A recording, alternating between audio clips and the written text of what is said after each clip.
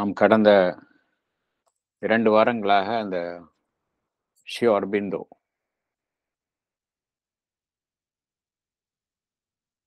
என்னுடைய ஒரு உன்னத படைப்பான அந்த ஹியூமன் சைக்கிள் பார்த்து கொண்டு வருகின்றோம்.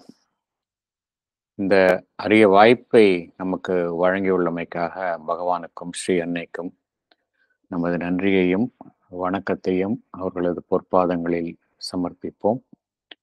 இத்தருணத்தில் நம் மனதில் எழும் ஒவ்வொரு எண்ணத்தையும், இங்கு நாம் பேசும் ஒவ்வொரு வார்த்தையையும் அவர்களுக்கு காணிக்கையாக சமர்ப்பிப்போம். அனைவருக்கும் மாலை வணக்கம். ஹியூமன் சைக்கிள் என்ன பார்த்தோம் என்றால், என்ன பகவான் கூற வருகின்றார் என்றால்,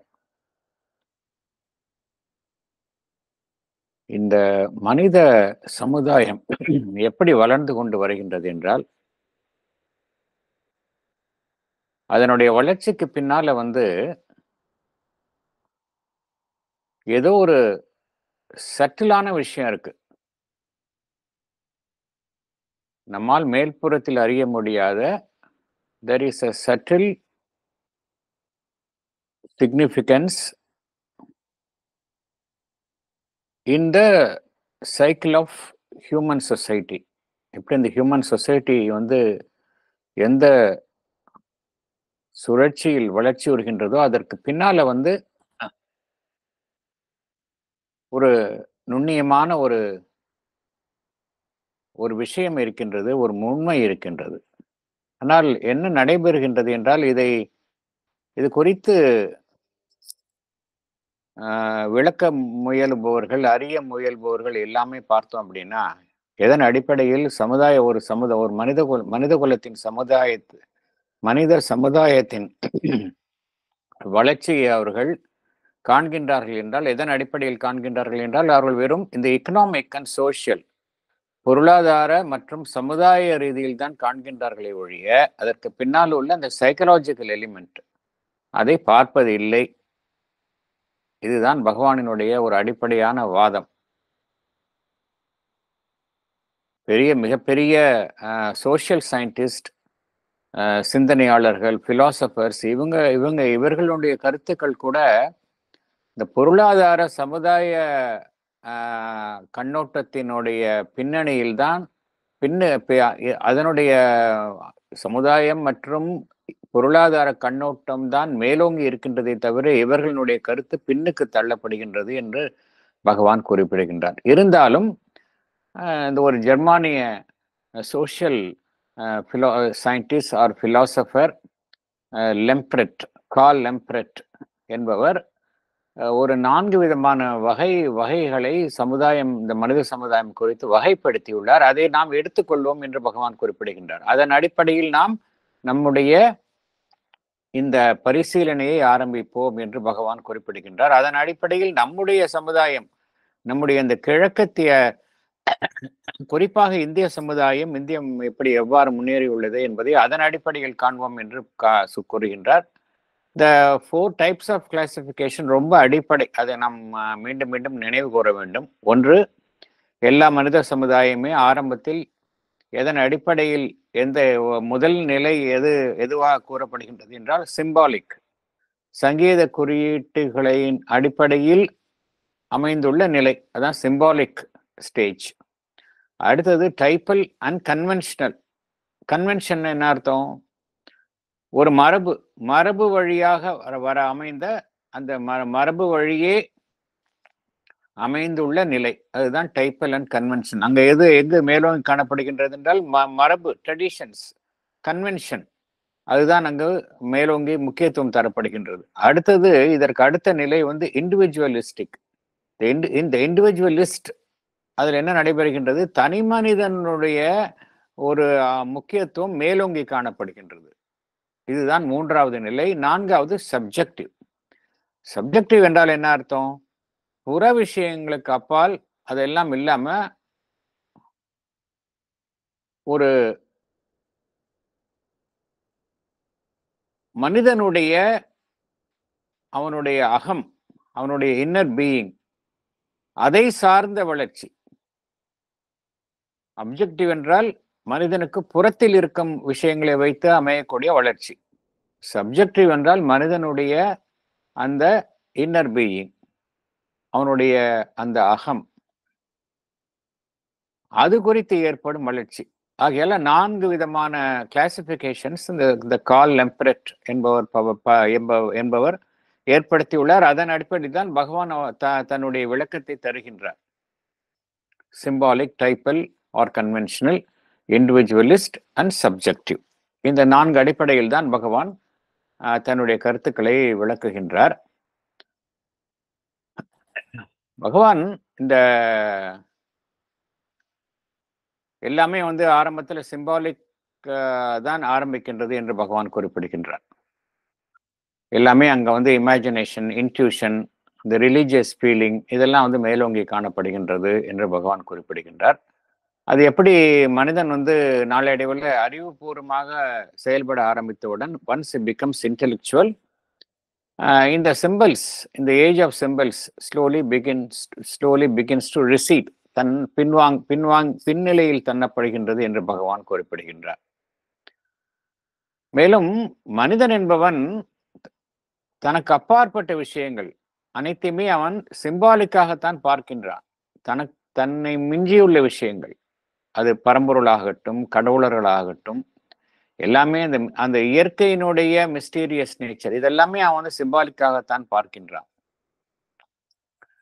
அடுத்தது பகவான் என்ன கூறுகின்றார்? நம்மளுடைய பண்டைய வேத காலத்துல பார்த்தோம் அப்படின்னா எல்லாமே சிம்பாலிக் அப்படிங்கிறார். ஈவன் நம்மளுடைய அந்த social religious institution of sacrifice, அதுதான் நம்மளுடைய சமுதாயத்தை, மனித சமுதாயத்தில் ஒரு பிரதான அம்சமாக காணப்பட்டது. இந்த ரிலிஜியஸ் சாக்ரிஃபைஸ் யக்ஞாஸ் வெறும் கடவுளர்களை திருப்திப்படுத்துவதற்காகவோ அதன் மூலமாக மெட்டீரியல் கெயின்ஸ் அதை பெறுவதற்காகவோ ஏற்படுத்தப்பட்டது அல்ல என்று பகவான் குறிப்பிடுகின்றார். அது தவறாக புரிந்து கொள்ளப்பட்டது என்று பகவான் குறிப்பிடுகின்றார். அதற்கு பின்னால it has a greater significance என்று பகவான் குறிப்பிடுகின்றார். ஏனென்றால் பிற்காலத்தில் வந்த அறிவுபூர்வமான அந்த நவீன சிந்தனை தான் இத்தகைய விஷயங்களை தவறாக புரிந்து கொள்கின்றது என்று பகவான் குறிப்பிடுகின்றார்.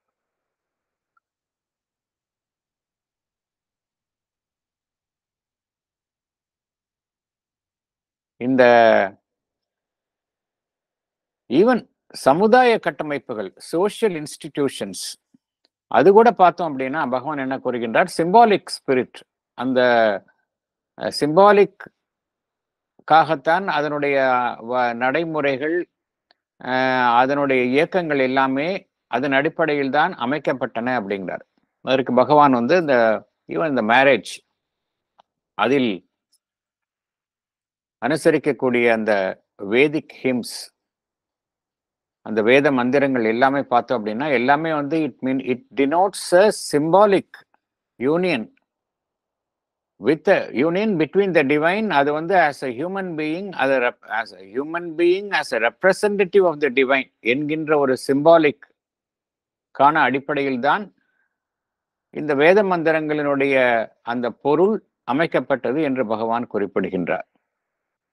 The Vedic hymns symbolically denote the divine and mystic figure behind the human marriage. அதுதான் முக்கியம் அப்படிங்கிறார். அது வெறும் அந்த ஒரு அலங்காரத்துக்காகவோ இந்த கருத்து அங்கு கூறப்படவில்லை. இதற்கு பின்னால ஒரு டீப் மீனிங் இருக்கின்றது என்று பகவான் குறிப்பிடுகின்றார். தற்காலத்தில் இந்த symbolism even now the modern society-ல திருமணங்களில் இத்தகைய மந்திரங்கள் அனுசரிக்கப்பட்டாலும் பகவான் என்ன கூறுகின்றார்? It has become more as a convention, ஒரு மரபாகத்தான் அது அனுசரிக்கப்படுகின்றதை ஒழிய அதனுடைய உண்மையான பொருளையோ முக்கியத்துவத்தையோ சரியாக யாரும் புரிந்து கொள்ளவில்லை என்று பகவான் குறிப்பிடுகின்றார். ஈவன் பகவான் என்ன கூறுகின்றார்? மனிதனும் ஒரு the relations between the man and woman, அதுவும் வேத காலத்தில் சிம்பாலிக்காகத்தான் சிம்பாலிக்காகத்தான் அது பார்க்கப்பட்டது. புருஷா பிரகிருதி, ரிலேஷன் பிட்வீன் த புருஷா பிரகிருதி அவ்வாறாகத்தான் பார்க்கப்பட்டது. இரண்டுமே வந்து male and female divine principles அவ்வாறாகத்தான் பார்க்கப்பட்டது. அதே போல வேத காலத்துல வந்து த மேல் அண்ட் ஃபீமேல் வந்து டிஸ்கிரிமினேஷன் கிடையாது. Female principle stood on equality with the male. Later டைம்ஸ்ல தான் இந்த பிரகிருதி வந்து became the subject in idea to புருஷா. லேட்டர் ஸ்டேஜில் தான் வந்து subjection of woman to man என்கின்ற ஒரு நிலை ஏற்பட்டது என்று பகவான் குறிப்பிடுகின்றார். ஈவன் பகவான் என்ன கூறுகின்றார், இந்த தந்திரிக் சிஸ்டம்லையும் பார்த்தோம் அப்படின்னா இந்த ஃபீமேல் பிரின்சிபிளுக்கு தான் வந்து அதிக முக்கியத்துவம் தரப்பட்டது. பட் அன்பார்ச்சுனேட்லி பகவான் என்ன கூறுகின்றார், இதை வந்து சமுதாய ரீதியாக நடைமுறையில் இது அனுசரிக்கப்படவில்லை என்று பகவான் குறிப்பிடுகின்றார். இதெல்லாம் வந்து பகவான் வந்து நம்ம இந்தியன் சொசைட்டி அதை வந்து அந்த அந்த சிம்பாலிக் ஸ்டேஜில் அந்த நிலையில எப்படி இருந்தது, எப்படி அந்த காலப்போக்கில் வந்து பகவான் என்ன கூற வருகின்றார், இந்த ஒரு விஷயம் சிம்பாலிக்கா இருக்கிறப்ப it carries a greater meaning, அதோடைய சிக்னிஃபிகன்ஸ் ஜாஸ்தி. அன்பார்ச்சுனேட்லி என்ன ஆயிடுது அப்படிங்கிறார் பகவான், இந்த சொசைட்டியோடைய டெவலப்மெண்ட் ஆகும்பொழுது சிம்பாலிக் ஸ்டேஜ்லேருந்து அடுத்த ஸ்டேஜ் அந்த கன்வென்ஷனல் ஸ்டேஜுக்கு ஆகும்பொழுது வெறும் மரபுகளாகத்தான் அனுசரிக்கப்படுகின்றன, அந்த சிக்னிஃபிகன்ஸை மறந்துடுறோம் அப்படிங்கிறார். அதுதான் நடைபெறுகின்றது அப்படிங்கிறார். Everything has become a mere convention without attaching any significance to the practice. இவ்வாறு தான் மாறுகின்றது என்று பகவான் குறிப்பிடுகின்றார். இந்த சொசைட்டி எல்லாம் எப்படி மாறுது அப்படிங்கிறதான் பகவான் விளக்குகின்றார். இப்போ அடுத்தது இந்த பேராகிராஃப் 7 and 8, அது 7 and 8 and 9 3 பேராகிராஃப் இதில் பார்க்கலாம். இதில் ஃபர்தர் எப்படி இன்னும் ஒரு அந்த நம்முடைய பகவான் வந்து இன்னொரு எக்ஸாம்பிள் எடுத்துக்கிறார். நமக்கெல்லாம் நன்கு அறிந்த நம் சமுதாயத்தில் எஸ்பெஷலி இந்தியன் கான்டெக்ஸ்ட்ல எப்படி அந்த அந்த காஸ்ட் சிஸ்டம் வந்து it has become a conventional. But அந்த சதுர்வர்ணா அப்படிங்கிறது வந்து பார்த்தோம் அப்படின்னா it was symbolic, it carried a greater significance. But நாளடைவில் எப்படி அந்த காஸ்ட் சிஸ்டமோ அது வந்து டீக்ரடேஷன் ஆயிடுச்சு அப்படிங்கிறத விளக்குகின்றார். Will go to paragraph 7.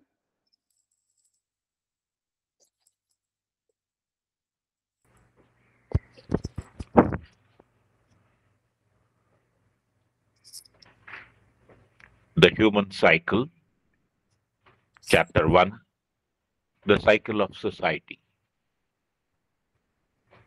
Paragraph 7. Or let us take, for this example will serve us best, the Vedic institution of the fourfold order, Chaturvarna, miscalled the system of the four castes, for caste is a conventional, varna, symbolic and typal institution. We are told that the institution of the four orders of society was the result of an economic evolution complicated by political causes. Very possibility. இங்க பகவான் footnote ஒன்று கொடுக்கிறார். We see that. It is at least doubtful.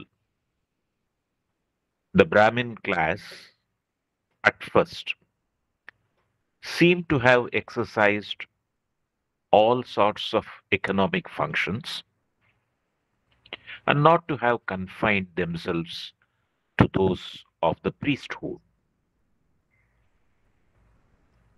We'll go back to the main text. The important point is that it was not so regarded and could not be so regarded by the men of that age. For while we are satisfied when we have found the practical and material causes of a social phenomenon and do not care to look farther. They cared little or only subordinately for its material factors and looked always first and foremost for its symbolic, religious, or psychological significance. This appears in the Purusha Sukta of the Veda, where the four orders are described as having sprung from the body of the creative deity, from his head, arms, thighs, and feet. To us, this is merely a poetical image, and its sense is that the Brahmins were the men of knowledge, the Kshatriyas, the men of power, the Vaishyas, the producers and support of society, the Shudras, its servants. As if that were all, as if the men of those days would have so profound a reverence for mere poetical figures like this of the body of Brahma, or that other of the marriages of Surya, would have built upon them elaborate systems of ritual and sacred ceremony, enduring institutions, great demarcations of social type and ethical discipline. Can I read, Thank sir? you. Yes, please. Salient points. In the Vedic case, the fourfold order of the society was symbolically called Chaturvarna, which was later miscalled as the system of four castes. Varna. Varna is symbolic, whereas caste is conventional. The four orders of the society were not thought to be on account of economic evolution by the men of that period, as it is believed now. We are satisfied with practical and material causes for a social phenomenon, whereas the men of Vedic age looked for symbolic, religious, or psychological significance behind it. Material causes were subordinated to it. Purusha Sukta of the Veda described the four orders as having sprung from the body of the creative deity, from his head, arms, thighs, and feet. Brahmins, Kshatriyas, Vaishyas, Sudras, respectively. To us, this is a mere poetic image conveying the meaning that the Brahmins were the men of knowledge, the Kshatriyas the men of power, the Vaishyas the producers and supporters of society, the Sudras its servants. Sri Aurobindo says, elaborate systems of ritual and sacred ceremony, enduring institutions, great demarcations of social type and ethical discipline would not have been built upon merely on this poetical image in the Vedic period. The fourfold order has a deeper significance than this. Thank you, sir. Thank you. Bhagavan once again எதை பார்த்து கொண்டு வருகின்றோம், எதெல்லாம் வந்து சிம்பாலிக்கா இருக்கும் பொழுது it carries a greater significance, deeper significance. அது சமுதாயத்தினுடைய அந்த சுழற்சியில என்னவாக ஆறிவிடுகின்றது என்றால் it is becoming a mere convention. Convention என்றால் மரபாக போய் விடுகின்றது. அந்த சிம்பாலிக்காக இருக்கக்கூடிய எதை வந்து அந்த சங்கீத குறியீடுகள், அதற்கு பின்னால் உள்ள ஒரு ஆழமான உண்மைகள், இவையெல்லாம் இருந்தனவோ அவைகள் எல்லாமே வந்து ஒன்று பின்னுக்கு தள்ளப்படுகின்றன அல்லது முற்றிலும் அந்த இடத்தில் மறைந்து போய் விடுகின்றன. வெறும் கன்வென்ஷன் தான் ரிமைன் ஆகி தங்கி விடுகின்றது. இதற்கு பகவான் வந்து ஒரு உதாரணத்தை தருகின்றார். இங்க வந்து நமக்கு தெரிந்த உதாரணம் என்று பகவான் கூறுகின்றார். இந்த வேதிக் இன்ஸ்டிடியூஷன்ல பார்த்தோம் அப்படின்னா வேத காலத்துல அந்த ஃபோர்ஃபோல்ட் ஆர்டர் ஆஃப் த சொசைட்டி இருந்தது, சதுர்வர்ணா. பகவான் என்ன கூறுகின்றார், அது வந்து காஸ்ட் என்று கூறுவது தவறாக அழைக்கப்படுகின்றது என்று கூறுகின்றார். For cost is conventional, Varna is symbolic என்று பகவான் குறிப்பிடுகின்றார்.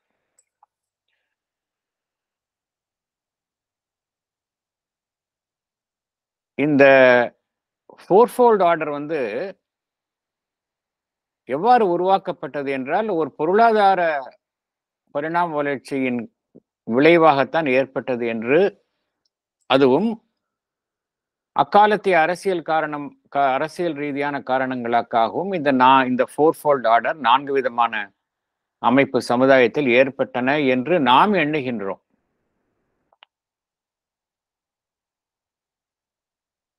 ஆனால் பகவான் என்ன கூறுகின்றார், அவ்வாறு இல்லை என்று கூறுகின்றார். இது ஏன் என்றால் நாம் என்ன செய்கின்றோம், எல்லாவற்றிற்குமே நம்ம வந்து ஒரு வசதியான சமுதாய ரீதியான பொருளாதார ரீதியான காரணத்தை நாம் கண்டுபிடித்து நாமே உருவாக்கி அதை அக்காலத்தில் நடந்த ஒரு விஷயத்தின் மீது திணிக்கின்றோம் என்று பகவான் குறிப்பிடுகின்றார். நம்முடைய எண்ணத்தை நாம் தவறாக புரிந்து கொண்ட ஒரு எண்ணத்தை நம்முடைய வசதிக்காக வேத காலத்தில் நடந்த ஒரு விஷயத்தை தவறான முறையில் விளக்க முயலுகின்றோம் என்று பகவான் குறிப்பிடுகின்றார்.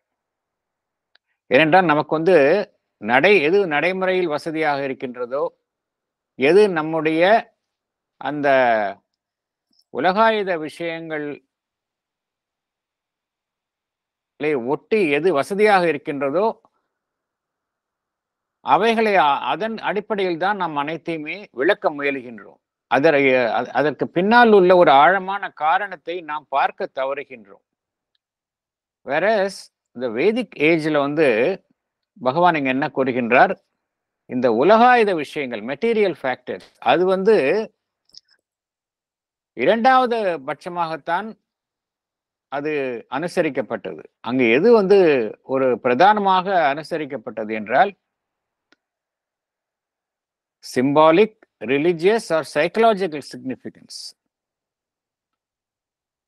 அங்க வந்து இதையெல்லாம் தாண்டி உள்ள ஒரு ஆழமான ஒரு உண்மை, அதன் அடிப்படையில் அமைந்துள்ள இந்த கருத்துக்கள் அவைகளுக்குத்தான் அங்க முக்கியத்துவம் தரப்பட்டதை ஒழிய வெறும் எக்கனாமிக் அண்ட் சோசியல் காரணங்கள் வந்து அது இரண்டாவது பட்சமாகத்தான் அதற்கு முக்கியத்துவம் தரப்பட்டது. பகவான் இந்த புருஷ சுக்தா வேதா அது எப்படி அதை விளக்குகின்றார், எப்படி அந்த 4 ஆர்டர்ஸ் எவ்வாறு இந்த ரிக்வேதத்தில் இது கூறப்பட்டுள்ளது, அந்த கிரியேட்டிவ் டெய்டி, அந்த காஸ்மிக் டிவைன் பீயிங் அதனுடைய உடலினுடைய அங்கங்களில் இருந்து இந்த சமுதாயத்தினுடைய வெவ்வேறு பிரிவினைகள் உருவாக்கப்பட்டுள்ளன என்பது அங்கு விளக்கப்பட்டுள்ளது. இந்த 4 orders, the Brahmins, Kshatriyas, Vaishyas, Shudras. The Brahmins வந்து எப்பொழுதுமே they were considered men of knowledge. Kshatriyas the men of power, Vaishyas the producers and support of the society, Shudras its servants. இது வந்து எப்படி அங்க விளக்கப்பட்டுள்ளது என்றால் the creative deity அதனுடைய head, arms, thighs and feet இதனுடைய corresponding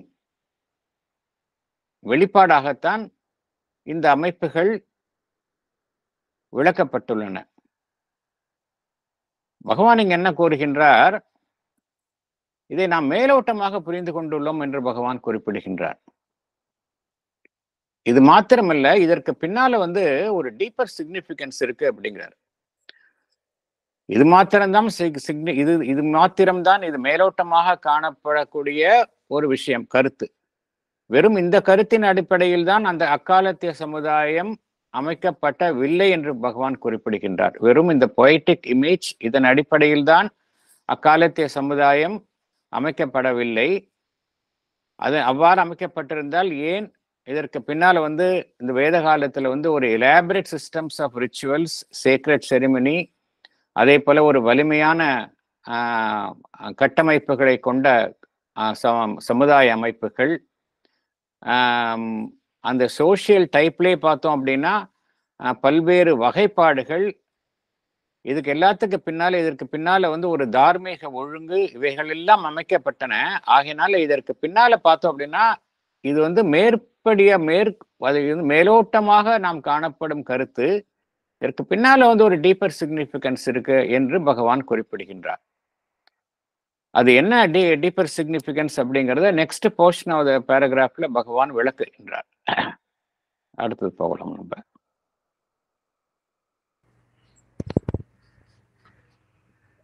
We read always our own mentality into that of these ancient forefathers, and it is therefore that we can find in them nothing but imaginative barbarians.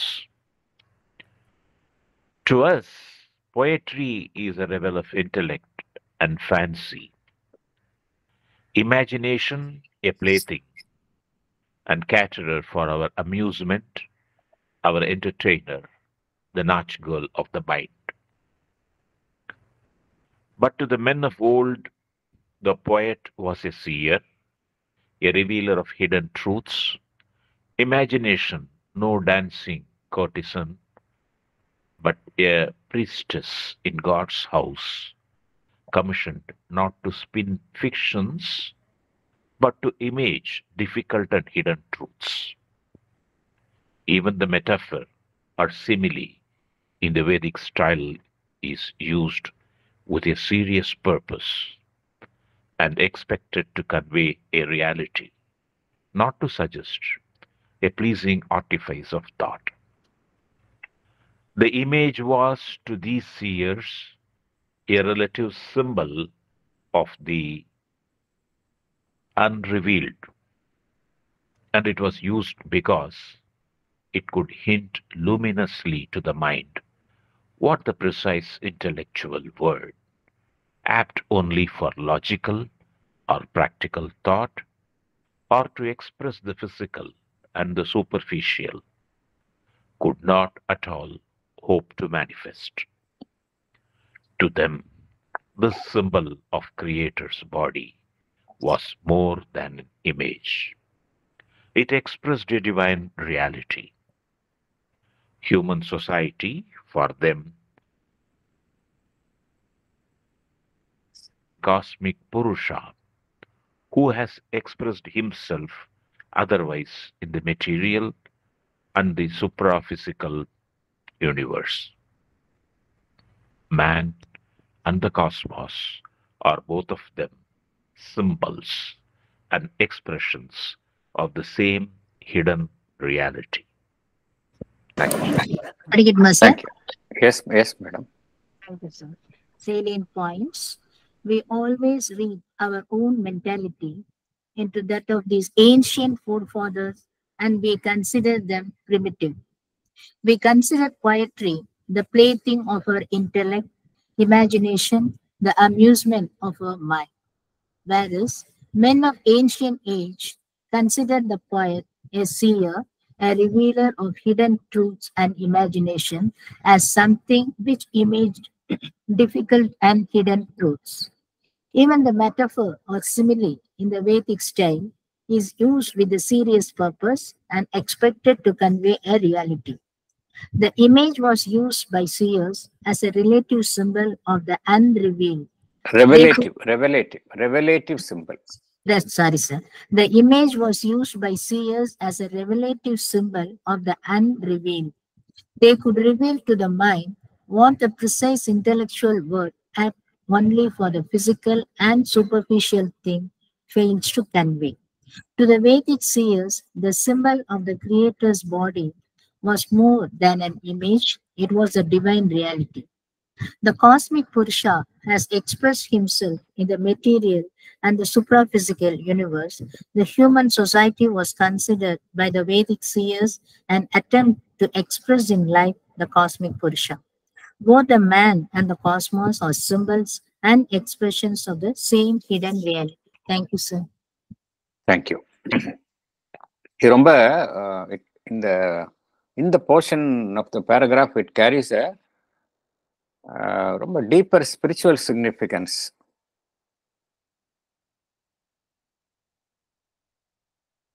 பகவான் பொதுவாக என்ன கூறுகின்றார், நம்ம ஏன் வந்து சரியா இந்த வேதிக் சீயர்ஸ் அவர்களினுடைய அந்த அவர்கள் அறிவித்த உண்மைகள் அதை வந்து நம்ம ஏன் வந்து சரியாக புரிந்து கொள்வதில்லை என்றால், நாம இப்ப இருக்கிறது வந்து மாடர்ன் சொசைட்டி, மாடர்ன் சமுதாயம் வந்து நன்கு வளர்ச்சி அடைந்த நிலையில இருக்கிறோம், மாடர்ன் ஏஜ்ல இருக்கிறோம். நம்ம என்ன செய்கின்றோம், எவையெல்லாம் நமக்கு வசதியாக இருக்கின்றதோ, எந்த கருத்துக்கள் எல்லாம் நமக்கு வசதியாக இருக்கின்றதோ அதன் அடிப்படையில நாம் நம்முடைய அந்த பண்டைய காலத்து ஞானிகள், ரிஷிகள் அவர்கள் கூறியுள்ள கருத்துக்களையும் உண்மைகளையும் நாம் அந்த ஒரு வெளிச்சத்தில் தான் காண்கின்றோம். அதனால்தான் நாம் அதை வந்து சரியாக புரிந்து கொள்ள முடிவதில்லை. சில சமயம் நாம் அவைகளை மிகவும் வளர்ச்சி அடையாத ஒரு கருத்துக்கள் நிலை என்று அவர்களுடைய நிலையை நாம் புறந்தள்ளி விடுகின்றோம். we consider them primitive. என்ன காரணம் என்றால் நம்மால புரிந்து கொள்ள முடியவில்லை. பட் அதுக்கு வந்து முக்கியத்துவம் ஜாஸ்தி.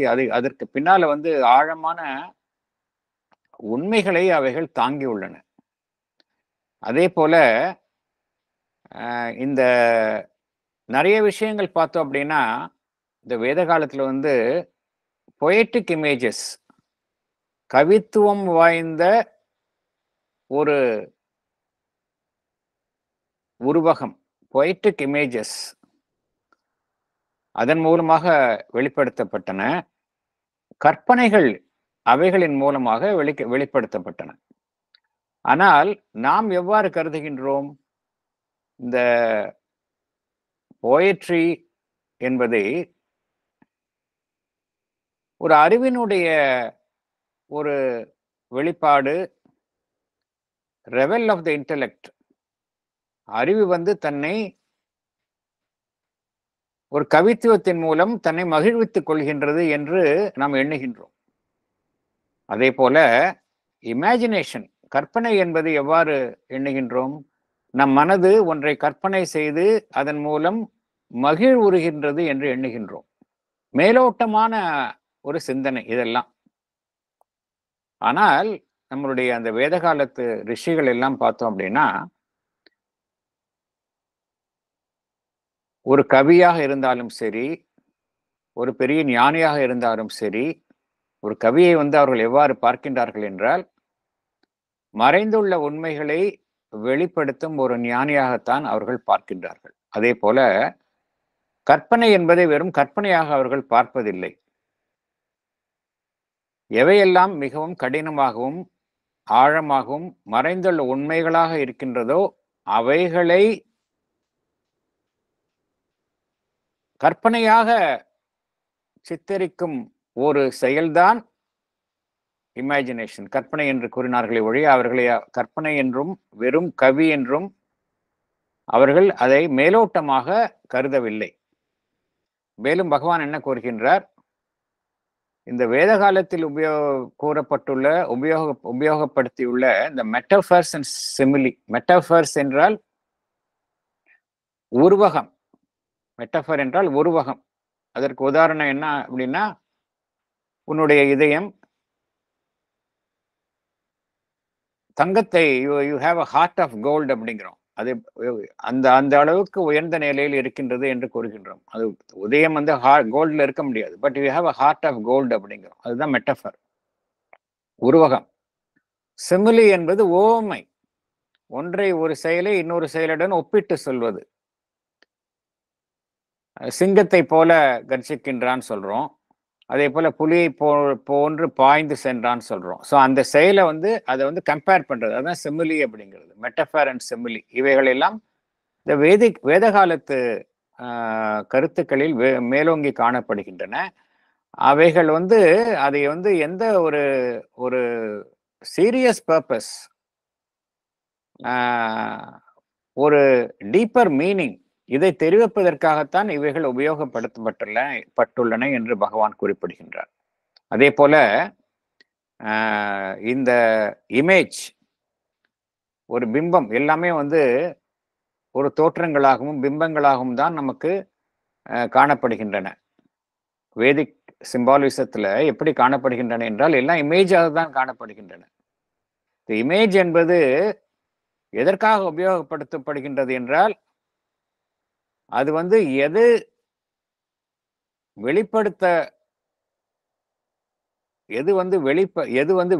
வெளிப்புறமாக நமக்கு தெரிவதில்லையோ அதை வெளிப்படுத்துவதற்காகத்தான் அந்த இமேஜ் என்பது உபயோகப்படுத்தப்படுகின்றது. The image was used by seers as a revelative symbol. ஒன்றை வெளிப்படுத்தும் சங்கீத குறியீடு. எதை வெளிப்படுத்துகின்றது? எதை வந்து நம்மால வந்து தெளிவாக வெளிப்புறமாக வெளிப்படுத்த முடியவில்லையோ அதை வெளிப்படுத்துவதற்காக கையாளப்படும் ஒரு சங்கீத குறியீடு தான் இமேஜ் என்பது என்று பகவான் குறிப்பிடுகின்றார். மேலும் பகவான் என்ன கூறுகின்றார், இதற்கு ஏன் அவ்வளவு முக்கியத்துவம் அப்படின்னா, நம்மால வந்து ஒரு விஷயத்தை வந்து தெரிவிக்க வேண்டும் என்றால் நாம் வார்த்தைகளின் உதவியை நாடுகின்றோம். அறிவுபூர்வமான, அறிவுக்கு ஒப்பான வார்த்தைகளின் உதவியை நாடுகின்றோம். வார்த்தைகள் வந்து எதற்கு உபயோகப்படும் என்றால், நம்முடைய புற உலகில் நடக்கக்கூடிய விஷயங்கள், மேலோட்டமான விஷயங்களை, அது குறித்த தகவல்களை தெரிவிப்பதற்கு வார்த்தைகள் உபயோகரமாக இருக்கும். ஆனால் இது மாதிரி ஆழமான விஷயங்களை தெரிவிப்பதற்கு வார்த்தைகள் உபயோகப்படாது. அதனால் பகவான் இங்க என்ன கூறுகின்றார், அது வந்து நம் மனதிற்கு இத்தகைய இமேஜ், இத்தகைய உருவங்கள் என்று வார்த்தைகளால் தெரிவிக்கப்படாத ஒரு ஆழமான உண்மையை அவைகள் தெரியப்படுத்தும் என்று பகவான் குறிப்பிடுகின்றார். ஆகையினால் அதனால இது எந்த கண்ணோட்டத்தில், எந்த கான்டெக்ஸ்ட பகவான் குறிப்பிடுகின்றார் என்றால், இந்த புருஷ சுத்தத்தில் வரக்கூடிய இந்த கிரியேட்டர், டிவைன் கிரியேட்டர், அவருடைய பாடி அது என்ன, அது வந்து it was not a mere image அப்படிங்கிறார், it was a divine reality அப்படிங்கிறார். அது எதை குறிக்கின்றது? காஸ்மிக் புருஷா, இந்த காஸ்மிக் டிவைன் பீயிங் வந்து தன்னை பல்வேறு விதமாக வெளிப்படுத்திக் கொள்கின்றது. The human society was considered by the Vedic seers as an attempt to express in life the cosmic Purusha. அதே போல the cosmic Purusha has expressed himself in the material and the supraphysical universe. இதை குறிப்பதற்காகத்தான் அந்த புருஷ சுத்தத்தில் வரக்கூடிய அந்த cosmic புருஷா, அந்த human body, அந்த divine பாடி, cosmic being, அதனுடைய உடல் என்பது அவ்வாறாகத்தான் அது அங்கு வர்ணிக்கப்படுகின்றது. என்ன காரணம் என்றால், மனிதனாக இருக்கட்டும், அந்த பிரபஞ்சமாக இருக்கட்டும், இரண்டுமே வந்து symbols and expressions of the same hidden reality. ரெண்டுமே வந்து the man in the universe என்கின்ற தலைப்பிலையும் பார்த்தோம் லைஃப் டிவைன்ல, இதே கருத்து தான். both the man and the cosmos are symbols and expressions of the same hidden reality. இதை இன்னும் நல்லா புரிஞ்சுக்கணும் அப்படின்னா, இது இந்த புருஷ சுத்தத்துல என்ன இதனுடைய மைய கருத்து என்ன அப்படின்னா, பகவான் வந்து அழகாக விளக்குகின்றார். இது வந்து ஒரு டிவைன் சாக்ரிஃபைஸ். பொதுவாக சாக்ரிஃபைஸ் அப்படிங்கிறது, இந்த ஹியூமன் வந்து வெவ்வேறு சாக்ரிஃபைஸ் யஜ்ஞால பண்ணுகின்றோம். அதுல டிவைனே தன்னை வந்து ஒரு அர்ப்பணிப்பாக வழங்குகின்றது. டிவைன் ஹிம்செல்ஃப் சாக்ரிஃபைசஸ், அதுதான் அங்க வந்து ஒரு சிக்னிஃபிகன்ஸ். இது பகவான் என்ன கூறுகின்றார், இந்த டிவைன் இதை வந்து பகவான் வேறொரு கருத்து, வேறொரு கான்டெக்ட்ல கூறுகின்றார். த மதர் புக்ல எப்படி வந்து நம்ம டிவைன் சாக்ரிஃபைஸ் ஏற்படுகின்றது என்பது இது குறித்து குறிப்பிடுகின்றார். But exactly it's the same thing. The same thing he wants to convey. என்ன கூறுகின்றார்? ஏன்னா இப்போ இது வந்து த டிவைன் மதரை பத்தி கூறுகின்றார். த same thing applies to here also. Same thing. அது ஒன்றும் டிஃபரன்ஸ் கிடையாது. In her deep and great love for her children, she has consented to put on herself the cloak of this obscurity, condescendent to bear the attacks and torturing influences of the powers of the darkness and the falsehood, born to pass through the portals of the birth, that is, a death, taken upon herself the pangs and sorrows and sufferings of the creation, since it seemed that thus alone could it be lifted to the light and joy and truth and eternal life. This is the great sacrifice called sometimes the sacrifice of Purusha அப்படிங்கிறார். But much more deeply the holocaust of Prakriti, the sacrifice of the divine mother. அப்புறம் எப்படி இந்த 4 aspects அப்படிங்கிறாரு. இதைத்தான் இங்கேயும் பகவான் விளக்குகின்றார் பின்னாடி. So இது என்னன்னது, இது வந்து ஏன் டிவைன் சாக்ரிஃபைஸ் அப்படின்னா, டிவைன் வந்து அன்மேனிஃபெஸ்டா இருக்கும் பொழுது it remains in all its purity. அன்மேனிஃபெஸ்டா இருக்கும்போது இட் இஸ் எட்டர்னலா இருக்கின்றது, ஸ்டாட்டிக்கா இருக்கின்றது, அது எல்லா விதமான அப்சல்யூட்னஸோட இருக்குது. பட் ஃபுல்லி கான்சியஸ் அங்க. வேறஸ் அது இங்க இந்த காஸ்மாஸ்ல வந்து தன்னை வெளிப்படுத்தி கொள்ளும் பொழுது அதற்குடைய ஆப்போசிட்ஸில் தான் தன்னை வெளிப்படுத்தி கொள்கின்றது. இங்க என்ன இருக்கு?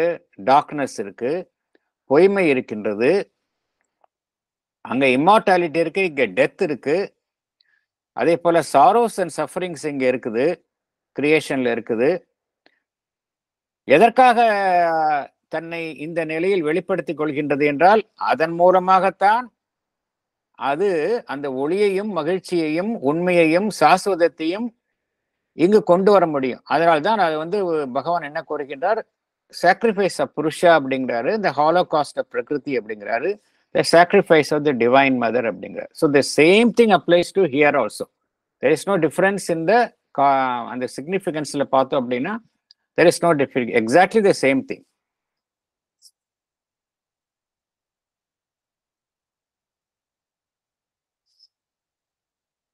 பேராகிராஃப் 8க்கு போகலாம்.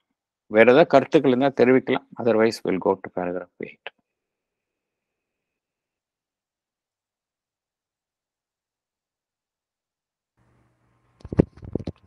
Paragraph 8.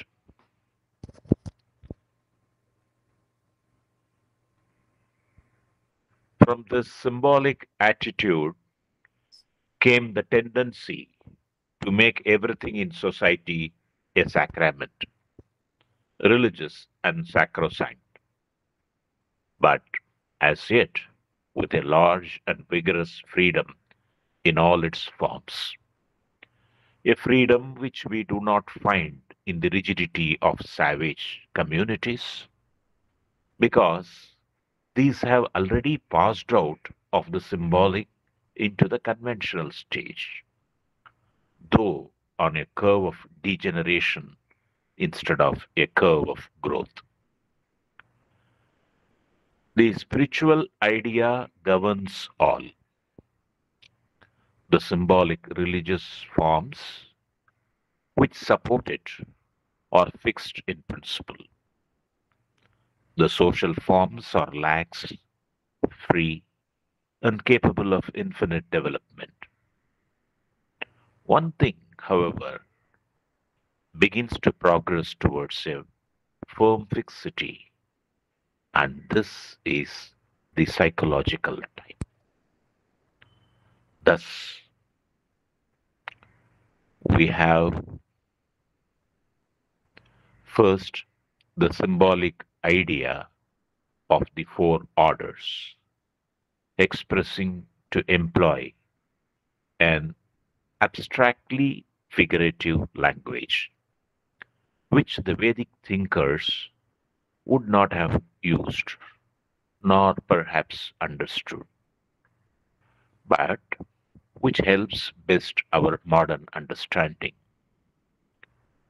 The divine as knowledge in man, the divine as power, the divine as production, enjoyment, and mutuality, the divine as service, obedience, and work.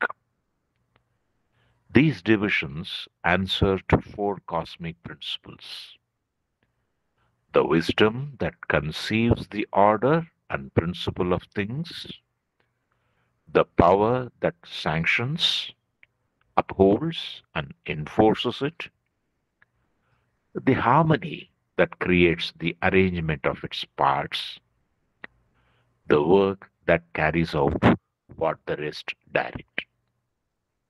Thank you. Yes, sir. The symbolic attitude gave rise to the tendency to make everything in society religious and sacrosanct. Yet there was room for ample freedom in all its forms. This freedom is not found in the rigidity of savage communities, which slipped on the curve of degeneration from the symbolic stage. The symbolic religious forms are fixed, the social forms are free, yet it is the spiritual idea that governs all. The psychological type tends to progress towards a firm fixity. We have first the symbolic idea of the four orders, expressing the divine as knowledge in man, the divine as power, the divine as production, enjoyment, and mutuality, the divine as service, obedience, and work. These divisions are based on the four cosmic principles: the wisdom that conceives the order and principle of things, the power that sanctions, upholds, and enforces it, the harmony that creates the arrangement of its parts, the work that carries out what the rest direct. Thank you, sir. Okay. Thank you. Thank you. So, now பகவான் வந்து அந்த புருஷ சுத்தத்தில் கூறப்பட்டுள்ள அதனுடைய real meaning என்ன? அது வெறும் poetic image இல்ல. பொயட்டிக் இமேஜ் வேரியஸ் பாஸ்ட்லேருந்து, வேரியஸ் பார்ட்ஸ்லேருந்து, வேரியஸ் டிவிஷன்ஸ் வந்தது. அதில் different orders of the society உருவாகியது என்றெல்லாம் பார்த்தோம். But much more than that, அது என்னவென்றால் அது டிவைன் மேனிஃபெஸ்டேஷன். டிவைன் மேனிஃபெஸ்டேஷன் தான் அங்கே முக்கியம். அது எப்படி டிவைன் மேனிஃபெஸ்ட் ஆகுது அப்படிங்கிறது தான் பகவான் விளக்குகின்றார். டிவைன் மேனிஃபெஸ்டேஷன்ல தான் அங்கே வந்து சிம்பாலிக்காக குறிக்கப்பட்டுள்ளது. Later on it became a convention and further it became still அது டேக்ரடேஷன் ஆயிடுச்சு. நவ் பகவான் விளக்குகின்றார் அது வந்து அதோடைய சிக்னிஃபிகன்ஸ் இஸ் டோட்டலி லாஸ்ட் அப்படின்னு பகவான் அடுத்த பேராகிராஃபில் விளக்குகின்றார். பகவான் எப்படி இந்த சிம்பாலிக் ஸ்டேஜ்லேருந்து அடுத்த ஸ்டேஜ் வந்து ஒவ்வொரு சொசைட்டியும் எப்படி போகுது அப்படின்னா இந்த கன்வென்ஷனல் ஸ்டேஜுக்கு போகுது. அப்படி போகும்பொழுது என்னென்ன நடைபெறுகின்றன, என்னென்ன மாற்றங்கள் அந்த சமுதாயத்தில் நடைபெறுகின்றன அப்படிங்கிறத பற்றி விளக்குகின்றார். சிம்பாலிக் ஸ்டேஜில் பார்த்தோம், இந்த ரிலீஜியஸ் இன்ஸ்டிடியூஷன்ஸ் அண்ட் சாக்ரிஃபைஸ் அதுக்கு வந்து முக்கியத்துவம் தரப்பட்டது அப்படிங்கிறத பார்த்தோம். இந்த இந்தியன், எஸ்பெஷலி இந்த இந்தியன் கான்டெக்ட்ல, பொதுவாக பகவான் வந்து இந்த இந்தியன் கான்டெக்ட்ல தான் இங்கே அதிகம் பேசுகின்றார். ஸோ அதை நம்ம அதில் பார்த்தோம் அப்படின்னா நம்மளுக்கு நன்றாக புரியும். சிம்பாலிக் ஏஜ் வந்து இந்த வேதிக் ஏஜோட ஆல்மோஸ்ட் சிமிலராக இருக்கின்றது என்று பகவான் குறிப்பிட்டுள்ளார். வேதிக் ஏஜ் வந்து it was a symbolic age என்று தெளிவாக பகவான் குறிப்பிடுகின்றார். இந்த சிம்பாலிக் ஆட்டிடியூட்ல என்ன ஒரு டெண்டன்சி காணப்படுகின்றது என்றால், அனைத்தையுமே ரிலீஜியஸ் அண்ட் சாங்க்ரோசாங்க்ட். ரிலீஜியஸ்னா மதம்னு அர்த்தம் கிடையாது. ரிலீஜியஸ்னா வித் அட்மோஸ்ட் கேர். ரிலீஜியஸா பண்றோம்னு சொல்றோம் இல்லையா, கண்ணும் கருத்துமா பண்றோம், அதுதான் religious society. Religious and sacrosanct, எல்லாத்தையும் புனிதத்தன்மையுடனும் எல்லாத்தையும் அதனுடைய பியூரிட்டியோட அனைத்து காரியங்களையும் நிகழ்த்துவது. Everything in the society religious and sacrosanct. சாங்க்ரோசாங்க்ட்னா மிகவும் புனிதமாக நிலையில் அதை அனுசரிப்பது. இருந்தாலும் பகவான் என்ன கோருகின்றார்? அங்க சுதந்திரம் இருந்தது அப்படிங்கிறார். சுதந்திரம் முற்றிலுமாக மறுக்கப்படவில்லை அப்படிங்கிறார். எந்தெந்த சமுதாயங்கள் இந்த வளர்ச்சியில மேல் நோக்கிய நிலையில் பயணம் செய்ததோ அங்க சுதந்திரம் காணப்பட்டது. அதே சமயம் இந்த சிம்பாலிக் ஸ்டேஜ்ல இருந்து சில சமுதாயங்கள் பார்த்தோம் அப்படின்னா கீழே சரிந்து விழுந்தன, டீஜெனரேட்டாவும் ஆயிடுச்சு சில சமுதாயங்கள். அங்க இந்த சுதந்திரம் மறக்கப்பட்டுள்ளது. அதைத்தான் சேவேஜ் கம்யூனிட்டிஸ், ஒரு மாதிரி ஒரு நாகரிகமே முற்றிலுமா நாகரிகத்தினுடைய வாசனையே இல்லாத சமுதாயங்கள், அது டீஜெனரேட் ஆயிடுச்சு அப்படிங்கிறார். அப்புறம் இந்த சிம்பாலிக்ல பார்த்தோம் அப்படின்னா இந்த ரிலிஜியஸ் ஃபார்ம்ஸ் அதெல்லாம் மாறாத நிலையில் இருக்கின்றன. மாறாத நிலையில் அவைகள் அமைக்கப்பட்டன. அதே சமயம் சமுதாய ரீதியான அமைப்புகள் அதற்கு சுதந்திரமாக ஒரு சுதந்திரத்தன்மை அதுக்கு வழங்கப்பட்டது. Social forms are free. இருந்தாலும் அனைத்தையுமே எது வழி நடத்தியது என்றால் இந்த ஸ்பிரிச்சுவல் ஐடியா அதுதான் வழி நடத்தியது. அப்புறம் இதற்கு பின்னால அந்த சைக்கலாஜிக்கல் டைப்னு சொன்னோம். சைக்கலாஜிக்கல் டைப்னா ஒரு மனிதனுடைய உளவியல் ரீதியான அந்த தன்மைகள், அதுதான் சைக்கலாஜிக்கல் டைப். உளவியல் ரீதியான தன்மைகள் ஒரு ஒரு ஒரு ஒரு மாறாத நிலையை எப்பொழுதுமே எட்டியன. ஏன்னா உளவியல் ரீதியான தன்மைகளுக்கு ஒரு மாறாத நிலை, அது அது ஒரு ஃபேர்மா ஃபிக்ஸ் பண்ணாங்க. சைக்கலாஜிக்கல் டைப் அப்படின்னா என்ன அப்படின்னா, ஒரு மனிதன் இப்படி இருக்கணும், இந்தந்த தன்மைகளை கொண்டவனாக இருக்கணும், இந்தந்த தார்மீக நெறிகளை அவன் அனுசரிக்க வேண்டும், இது மாதிரி அவனுடைய உளவியல் ரீதியான அம்சங்கள் அதை அவங்க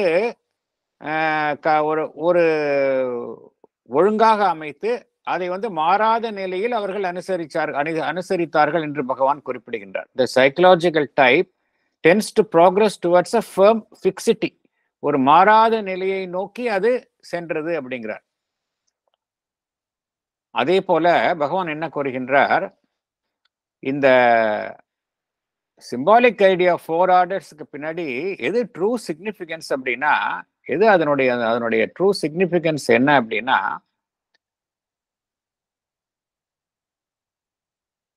இந்த ஃபர்ஸ்ட் ஆர்டர்ல சத்துர்வர்ணால அந்த ஃபர்ஸ்ட் ஆர்டர்ல என்ன அர்த்தம் அப்படின்னா, உண்மையிலேயே அதற்கு divine expressing himself as knowledge in man, அதுதான் அதனுடைய அர்த்தம் அப்படிங்கிறார். Divine expressing himself as knowledge in man. Second ஆர்டருக்கு என்ன சிக்னிஃபிகன்ஸ் அப்படின்னா, divine expressing himself as power. Social ஆர்டர்ல ஏன்னா எல்லாம் இந்த சொசைட்டி, ஹியூமன் சொசைட்டி அப்படிங்கிறது ஏற்கனவே பார்த்தோம். Divine expressing himself through human life. த divine expressing himself through human life அப்படிங்கும்போது டிவைனினுடைய எல்லா ஆஸ்பெக்ட்ஸ் தானே ரெப்ரசென்ட் ஆகணும். டிவைனினுடைய எல்லா ஆஸ்பெக்ட்ஸ் தான் அந்த ஹியூமன் சொசைட்டில ரெப்ரசென்ட் ஆகணும். ஏன்னா ஹியூமன் சொசைட்டி வேற, டிவைன் வேற அப்படிங்கிறது கிடையாது. அது especially after reading Sri Aurobindo we know that the world is a manifestation of the divine. Man வேற, காஸ்மாஸ் வேற, டிவைன் வேற அப்படிங்கிறது கிடையாது. எல்லாமே டிவைன் மேனிஃபெஸ்டேஷன் தான். அப்படி இருக்கும்பொழுது இந்த சமுதாயமும் டிவைன் மேனிஃபெஸ்டேஷன் தானே. ஒட்டுமொத்த சமுதாயம் எடுத்துக்கொண்டால் மனித சமுதாயம் it's a manifestation of the divine. Divine எப்படி தன்னை வெளிப்படுத்திக் கொள்கின்றது? Divine manifesting as power, divine manifesting as production, enjoyment and mutuality, divine manifesting as service, obedience and work. இந்த 4 விதமான பொருள் இந்த ஒரு விதியின் அடிப்படையில் அமைந்ததுதான் சத்துர்வர்ணா என்று பகவான் குறிப்பிடுகின்றார். சிம்பாலிக்காக அங்கு கூறப்பட்டுள்ளதை ஒழிய இதுதான் இதனுடைய உண்மையான மீனிங் என்று பகவான் குறிப்பிடுகின்றார். இந்த டிவிஷன்ஸ் எல்லாமே இந்த சத்துர்வர்ணால கூறப்பட்டுள்ள இந்த 4 divisions are based on these 4 cosmic principles அப்படிங்கிறார். விஸ்டம் அப்படிங்கிறது ஒரு சமுதாயத்துல வந்து ஒரு ஆர்டர், பிரின்சிபல் ஆஃப் திங்ஸ், அதை நிர்ணயிக்கின்றது. த பவர் அப்படிங்கிறது அதுதான் வந்து அனைத்தையுமே அதுதான் வழிநடத்துகின்றது, அனைத்திற்கும் அதுதான் பின்னணியில் இருக்கின்றது, அனைத்தையும் அதுதான் செயல்படுத்துகின்றது. பவர் இல்லைன்னா எதுவுமே பண்ண முடியாது. Harmony that creates arrangement of its parts, அனைத்து பாகங்களையும் ஒரு ஒத்திசைவோடு செயல்படுவதற்கு அது வழி அமைக்கின்றது. Work that carries out the rest, அது எல்லாத்தையும் எக்ஸிக்யூட் பண்ணணும்னா somebody has to do. இதுதான் இந்த 4 டிவைன் ஆஸ்பெக்ட்ஸ் பகவான் வந்து அழகாக விளக்கியுள்ளார். அது எப்படி அந்த டிவைன் மதர் வந்து எப்படி இந்த 4 காஸ்மிக் பிரின்சிபல்ஸ் மூலமாக இந்த பிரபஞ்சத்தில் செயல்படுகின்றார் என்று விளக்கியுள்ளார். மகேஸ்வரி, மகாகாளி, மகாலட்சுமி, மகா சரஸ்வதி என்று விளக்கியுள்ளார். தி சேம் பிரின்சிபிள் தான் இங்கேயும். There is no difference. அதை நாம் புரிந்து கொள்ளணும். அதுக்கும் டிஃபரன்ஸே கிடையாது, சேம் திங். அடுத்தது போகலாம்.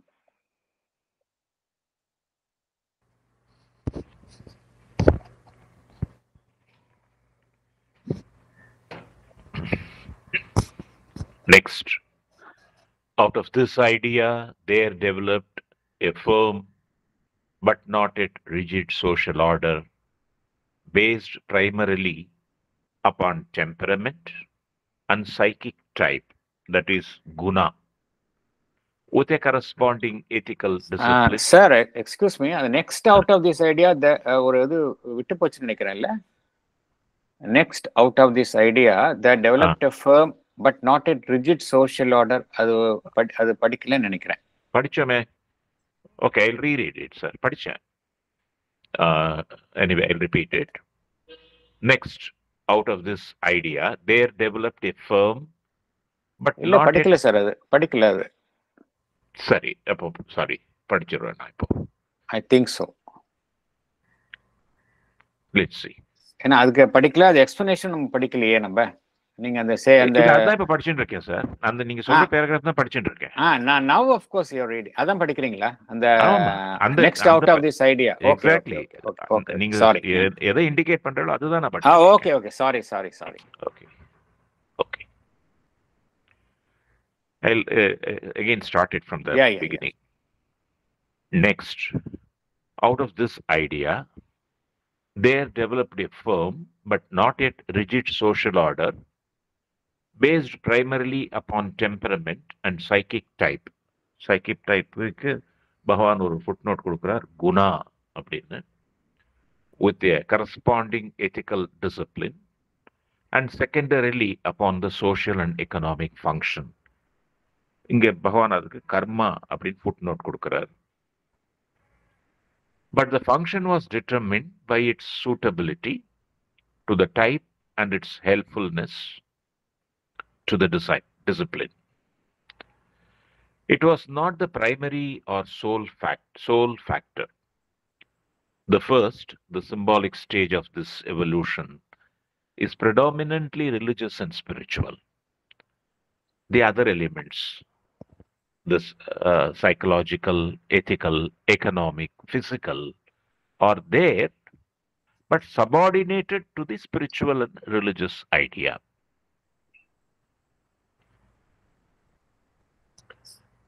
The second stage, which we may call the typal, is predominantly psychological and ethical.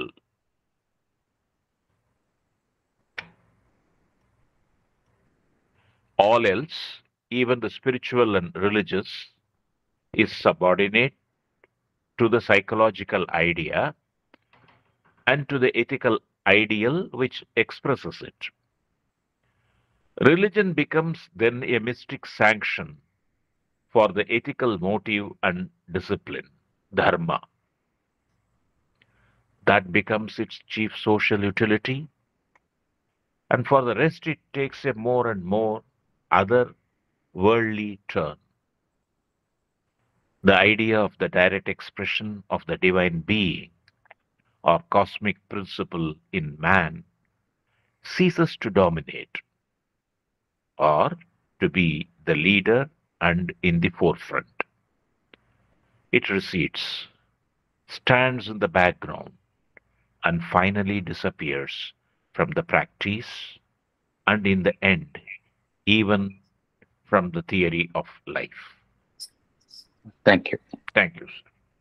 Celine, படிங்க madam. From this, a firm but not yet rigid social order developed.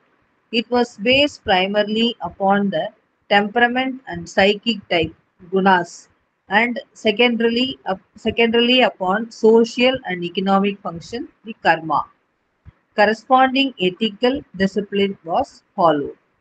The symbolic stage of this evolution is predominantly religious and spiritual. The other elements, psychological, ethical, economic, physical, are subordinated to the spiritual and religious idea. The second stage, the typal stage, is predominantly psychological and ethical. Even spiritual and religious ideas are subordinated to the psychological and ethical ideas. Ethical motive and discipline, dharma becomes its chief social utility prompted by religion. Rest of the motive tends to become more and more otherworldly. The idea of the direct expression of the divine being in man ceases to be in the forefront and recedes in the background, finally disappearing from the practice. Thank you, sir. சரி, அடுத்த ஸ்டேஜுக்கு போறோம். நம்ம அடுத்த stage வந்து thank you. அடுத்த stage வந்து symbolic ஸ்டேஜ்லேருந்து அந்த டைப்பல் ஆர் கன்வென்ஷனல் அந்த ஸ்டேஜுக்கு போறோம். இதில் என்ன ஒரு மாற்றம் வருகின்றது என்றால், எல்லா சொசைட்டிலும் நடைபெறுகின்ற விஷயத்தை தான் பகவான் குறிப்பிடுகின்றார். குறிப்பாக நம்முடைய சமுதாயத்தில் எப்படி இந்த மாற்றங்கள்லாம் வருகின்றது என்பதை குறிப்பிடுகின்றார்.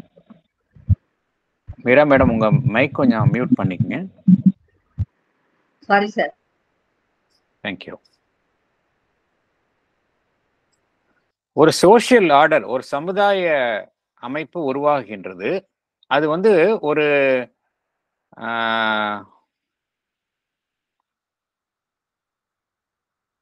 ஒரு தெளிவாக உருவாக்கப்பட்ட கட்டமைப்பு, ஒரு தெளிவாக உறுதியான கட்டமைப்பில் தான் அந்த சமுதாய அமைப்பு என்பது அமைக்கப்படுகின்றது. ஆனா அங்க வந்து ரிஜிடா இல்லை, ரிஜிடிட்டி கிடையாது. ரிஜிடா இருக்கிறது ரொம்ப எக்ஸ்ட்ரீம், அது மாதிரி இல்லை. பட் இருந்தாலும் ஒரு முறையான ஒரு அமைப்பாக அது அமைகின்றது. இங்க எது வந்து முக்கியத்துவம் பெறுகின்றது என்றால், நம்ம அங்க பார்த்தோம் ரிலீஜியஸ் அண்ட் சிம்பாலிக் ஸ்டேஜில் வந்து religious approach and sacrifice was given predominance அப்படிங்கிறத பார்த்தோம். இந்த செகண்ட் ஸ்டேஜில் வந்து எதற்கு முக்கியத்துவம் தரப்படுகின்றது என்றால், ஒரு மனிதனுடைய அந்த டெம்பரமெண்ட் அவனுடைய குணாஸ், சைக்கிக் டைப், இதற்கு முக்கியத்துவம் தரப்பட்டது. ஒரு மனிதனுடைய டெம்பரமெண்ட் அண்ட் சைக்கிக் டைப், இதன் அடிப்படையில் சமுதாயங்கள் அமைந்தன. இங்க பொருளாதார மற்றும் சமுதாய காரணங்கள் வந்து இரண்டாம் பட்சமாகத்தான் கருத்தில் கொள்ளப்பட்டன. இதில் எதற்கு முக்கியத்துவம் தரப்பட்டுள்ளது என்றால், அந்த மனிதனுடைய குணங்கள், குணாதிசயங்கள், அவனுடைய கேரக்டர், அவனுடைய டெம்பரமெண்ட், அதன் அடிப்படையில் அமைக்கப்பட்டுள்ள ஒரு எத்திக்கல் டிசிப்ளின், ஒரு தார்மீக ஒரு ஒழுங்கு சமுதாயத்தில் அமைக்கப்பட்டது. சிம்பாலிக் ஸ்டேஜ்ல வந்து எது ப்ரிடாமினண்டா இருந்தது அப்படின்னா, அந்த ரிலிஜியஸ் அண்ட் ஸ்பிரிச்சுவல் ஐடியாஸ் வந்து ப்ரிடாமினண்டா இருந்தது. மற்ற எலிமெண்ட்ஸ் வந்து இந்த தார்மீக நெறிகள், பொருளாதார, சமுதாயம், இதெல்லாம் வந்து இரண்டாவது தரமாகத்தான். அதாவது அதுக்கு வந்து அந்த அளவுக்கு எதற்கு அதிக முக்கியத்துவம் தரப்பட்டுள்ளது என்றால், சிம்பாலிக் ஸ்டேஜில் வந்து ரிலிஜியஸ் அண்ட் ஸ்பிரிச்சுவல், சைக்கலாஜிக்கல் பொருளாதார சம்பந்தப்பட்டமான விஷயங்கள் இதுக்கெல்லாம் வந்து அதற்கு கீழ் அதுக்கு தான் முதல் முன்னுரிமை. ரிலிஜியஸ் அண்ட் ஸ்பிரிச்சுவல் இதுக்கு தான் முன்னுரிமை அளிக்கப்பட்டது. இவைகள்லாம் இரண்டாவது பட்சமாகத்தான் அதற்கெல்லாம் உரிமை அளிக்கப்பட்டன. ஆனால் இந்த ரெண்டாவது ஸ்டேஜ்ல இந்த கன்வென்ஷன் ஸ்டேஜ், டைப்பல் ஸ்டேஜ்னு சொல்றாங்க. இதுல வந்து எதற்கு முக்கியத்துவம் தரப்பட்டுள்ளது என்றால் சைக்கலாஜிக்கல் அண்ட் எத்திக்கல், ஒரு மனிதனுடைய தனிப்பட்ட உளவியல் ரீதியான பண்புகள், அதற்கு தான் இங்கே முக்கியத்துவம் தரப்பட்டது. அதை ஒட்டி அமைந்த தார்மீக நெறிகள். ஒரு மனிதன் வந்து இப்படி இருக்கணும், இப்படிலாம் இதெல்லாம் பண்ணினா இப்படி இருக்கணும். நிறைய வந்து சோசியல் கன்வென்ஷன்ஸ், தார்மீக நெறிகள், இதை பண்ணணும், இதை பண்ணக்கூடாது, இது சரி, இது தப்பு அப்படிங்கிறதெல்லாம் வந்து எப்போ வந்தது அப்படின்னா அந்த ரெண்டாவது ஸ்டேஜில் தான் வந்தது. முதல் ஸ்டேஜ் வந்து பியூர்லி சிம்பாலிக். ரெண்டாவது ஸ்டேஜில் தான் அந்த தார்மீக நெறிகள் வந்தது. டூஸ் அண்ட் டோன்ட்ஸ் என்ன, அங்க எத்திக்கல்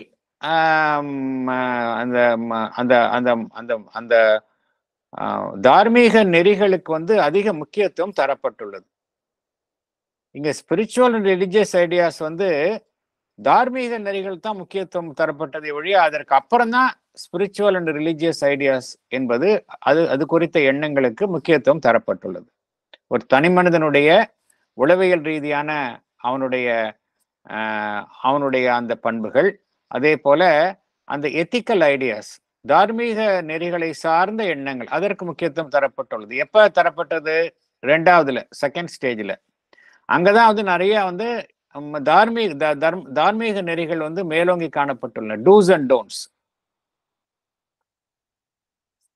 சமுதாயம் வந்து சமுதாயத்தினுடைய ஒரு மிகப்பெரிய ஒரு ஒரு சாதனமாக எது அமைந்தது என்றால் இந்த தார்மீக நெறிகள். அந்த காலகட்டத்தில் அந்த நிலையில தார்மீக நெறிகள் வந்து ஒரு சீஃப் சோஷியல் யூட்டிலிட்டி, ஒரு சமுதாயத்தினுடைய மிக பெரும் ஒரு சாதனமாக எது அமைந்தது என்றால் தார்மீக நெறிகள். இதுதான் வந்து முக்கியத்துவம் தரப்பட்டுள்ளது.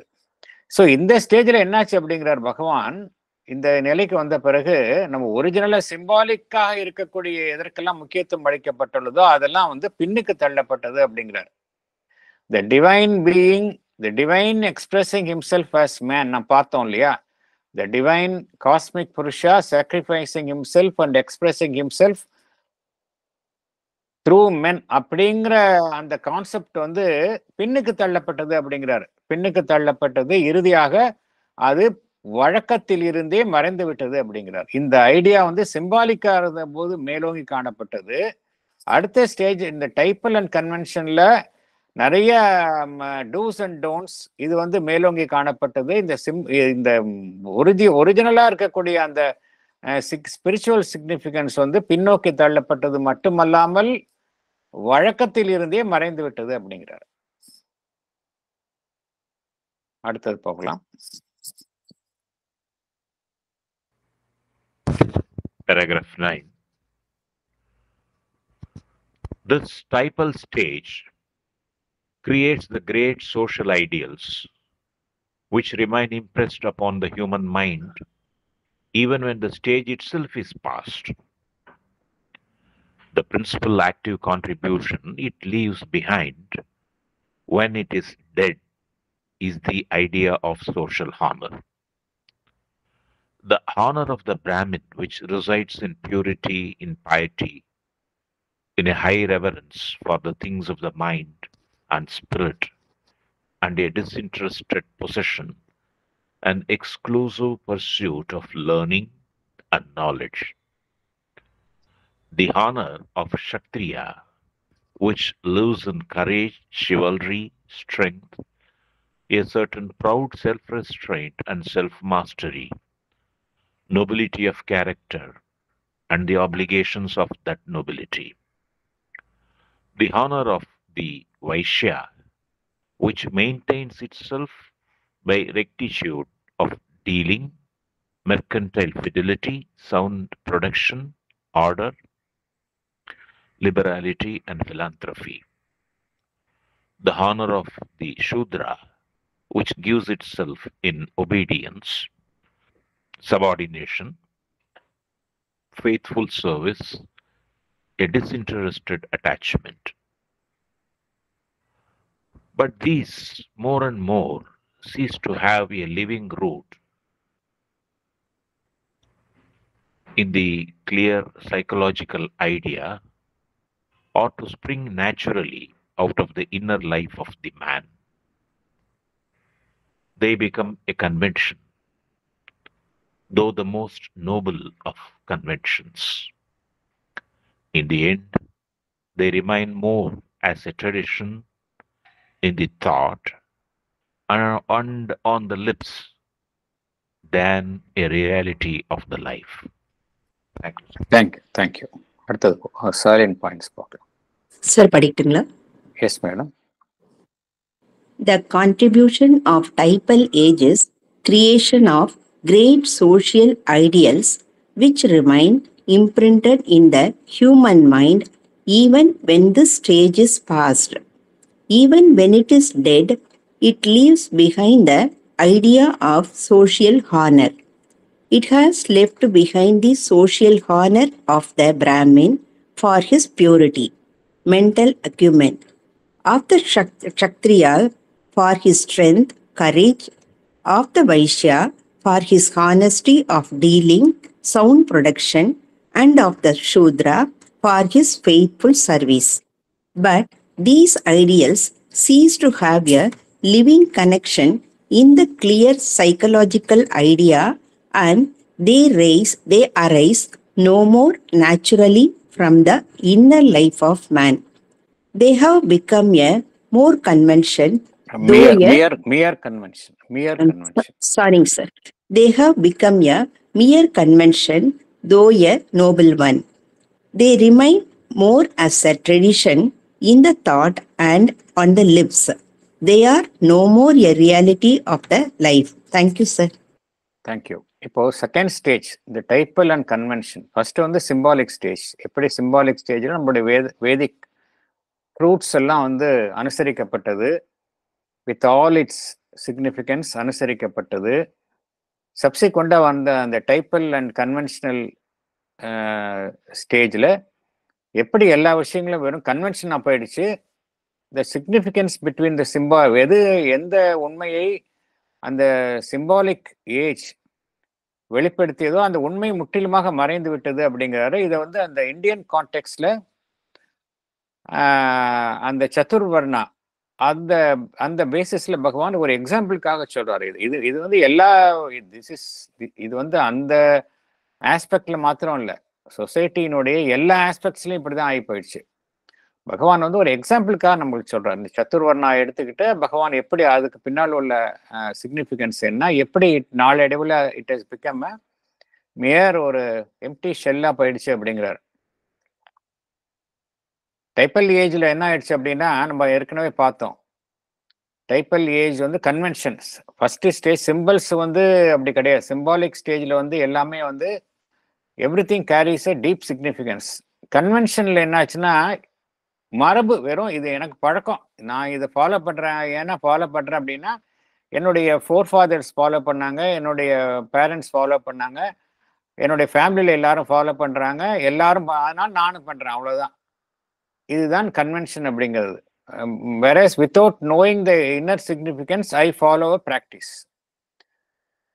that is a convention. இந்த கன்வென்ஷன் ஏஜ்ல இப்படிதான் எல்லாமே மாறிடுச்சு அப்படிங்கிறாரு. இந்த கன்வென்ஷன் ஏஜ் வந்து என்ன ஆயிடுச்சு, அதுல என்ன ஒரு ஒரு ஒரு அம்சத்தை அதிலிருந்து உருவானது என்ன அப்படின்னா, கிரேட் சோஷியல் ஐடியல்ஸ், சமுதாய ரீதியான ஒரு ஐடியல்ஸ்னா ஒரு தனித்துவம் வாய்ந்த சிறப்புகள். கிரேட் இன்னார்னா இன்னார் இப்படி இத்தகைய பண்புகளை உடையவராக இருக்க வேண்டும். உடையவர், மற்றொருவர் இன்னொரு பண்புகளை உடையவர், மற்றொருவர் இன்னொரு சிறப்புகளை உடையவர் அப்படிங்கிற ஒரு ஐடியல்ஸ், கிரேட் சோஷியல் ஐடியல்ஸ் இதனால் உருவாக்கப்பட்டுள்ளது. எப்படி இது வந்து மனிதனுடைய மனதுல வந்து ஆழமாக பதிந்து விட்டது அப்படிங்கிறார். இந்த சோஷியல் ஐடியல்ஸ் எல்லாம் வந்து மனிதனுடைய மனங்களில் ஆழமாக பதிந்து விட்டன. இந்த இந்த நிலை, இந்த டைப்பல் ஸ்டேஜ் என்பது ஆழம் என்ன செய்தது என்றால், மனிதனுடைய மனதில் இத்தகைய அந்த கிரேட் சோஷியல் ஐடியல்ஸ் இவைகளை ஆழமாக பதித்து விட்டன. ஈவன் தோ அந்த ஸ்டேஜே மாறி போச்சு, even though the stage is pass, but still ideals வந்து அப்படியே மனசுல இருக்கு. Even when it is dead, it leaves behind the idea of social honor அப்படிங்கிறார். சமுதாய ரீதியான ஒரு மதிப்பு. சோஷியல் ஆனர்னா என்ன அர்த்தம்? ஆனர்னா சமுதாயத்துல இத்தகைய பண்புகளுக்காக ஒருத்தருக்கு நாம் மரியாதை செய்கின்றோம், அதுதான் சோஷியல் ஆனர் அப்படிங்கிறது. இந்த சோஷியல் ஆனர் வந்து ரிமைன்ஸ். இந்த சோஷியல் ஆனர் எப்படி உருவாக்கப்பட்டுள்ளது? இந்த கன்வென்ஷனல் ஏஜ்ல உருவாக்கப்பட்டுள்ளது. The conventional age has passed, but still the social honor remains. இதைத்தான் பகவான் குறிப்பிடுகின்றார். சோஷியல் ஆனர் வந்து அந்த சமுதாயத்துல இருக்கக்கூடிய அந்த 4 செக்ட்ஸ், அதற்கு இந்த சோஷியல் ஆனர் வந்து இந்த டைப்பல் இந்த இந்த நிலை வந்து விட்டு சென்றது அப்படிங்கிறாரு. Social honour for the Brahmin for his purity and mental acumen, மனம் ரீதியாக அந்த சிறப்பான தன்மைகளை கொண்டதற்காக. க்ஷத்ரியர் அவருடைய அந்த வலிமைக்காகவும் துணிவிற்காகவும், வைஷ்யரனுடைய அந்த honesty of dealing, sound production, இதெல்லாம் வந்து இந்த காரணத்திற்காகத்தான் அவையெல்லாம் உருவாக்கப்பட்டுள்ளன. ஆனா இந்த காரணத்திற்காக அவர்களுக்கு மதிப்பு வழங்கப்படுகின்றது அப்படிங்கிறாரு. அவங்க ஃபாலோ பண்றாங்களா இல்லையாங்க, that's different issue. But the social honour remains of the Vaishya for his honesty of dealing and sound production, not of the Shudra for his faithful service. The social honors எல்லாம் still it is prevalent அப்படிங்கிறார். But பகவான் என்ன கூறுகின்றார், இந்த ideals தான் இருக்க ஒழிய இந்த ஐடியல்ஸ்க்கு பின்னாடி வந்து அது தொடர்புள்ள அந்த உளவியல் ரீதியான அந்த எண்ணங்களோடு ஒரு வாழும் தொடர்பு இல்லை அப்படிங்கிறாரு. வெறும் ஐடியல்ஸா இருக்க ஒழிய அதோடைய corresponding psychological element is absent அப்படிங்கிறார். ஒரு ஐடியல் இருக்கு, for example I want to be an honest man, I am called an honest man, but internally I am not honest அப்படிங்கும் பொழுது then what happens? ஐடியல் தான் இருக்கு, என்னை பொறுத்த வரைக்கும் ஒரு ஆனர் இருக்கு, that he is an honest man அப்படிங்கிறது. but there is no living connection between that honor and my real என்னுடைய உள்ளுக்கு இருக்கக்கூடிய அந்த சைக்கலாஜிக்கல் ஸ்டேட்டுக்கும் அதுக்கும் லிவிங் கனெக்ஷன் கிடையாது. அதுதான் பகவான் குறிப்பிடுகின்றார். These ideals cease to have a living connection in the clear psychological idea and they arise no more naturally from the inner life. ஒருவருடைய அக வாழ்க்கைக்கும் இந்த ஆனர்ஸ் ஒவ்வொருவரும் தாங்கி வருகின்ற அந்த பெருமைகளுக்கும் சம்பந்தம் இல்லை அப்படிங்கிறார். ஏன்னா அவருடைய அகத்துல வந்து அவர் அது மாதிரி இல்லை அப்படிங்கிறார். They arise no more naturally from the inner life of man. They have become a mere convention. வெறும் மரபுகளாகத்தான் அனுசரிக்கப்படுகின்றது. அது வந்து ஒரு உயர்ந்த மரபுகளாக இருந்தாலும் அது வெறும் மரபுகளை தான் அப்படிங்கிறார். பகவான் ரொம்ப அழகாக அதை வந்து ஒரு சட்டையரோட கூறுகின்றார். என்ன கூறுகின்றார்?